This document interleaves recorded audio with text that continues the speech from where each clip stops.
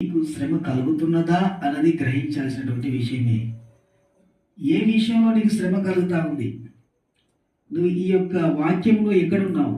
దేవుని విడిచిపెట్టినటువంటి స్థానంలో నీవు ఉన్నావా? అలా ఉండి నువ్వు శ్రమ పడతా ఉన్నావా?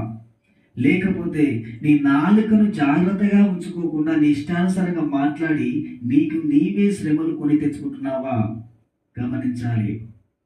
లేదంటే ఇక్కడ వాక్యంలో వ్రాయబడిన రీతిగా మద్యపానము తాగుతూ నీకు నీవే శ్రమలు తెచ్చుకుంటున్నావా?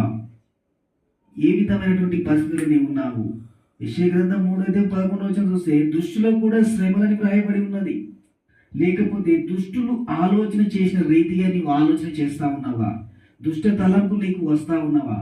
అలా దుష్టుడు ఆలోచన చేసిన రీతిగా ఆలోచన చేసి నీవు శ్రమలు తెచ్చుకుంటున్నావా? ఎటువంటి పరిస్థితుల్లో నీవు శ్రమను కొని తెచ్చుకుంటున్నావు? ఒకసారి నిన్ను నువ్వు పరీక్షించుకోవాల్సిన విషయం దైవజనమా.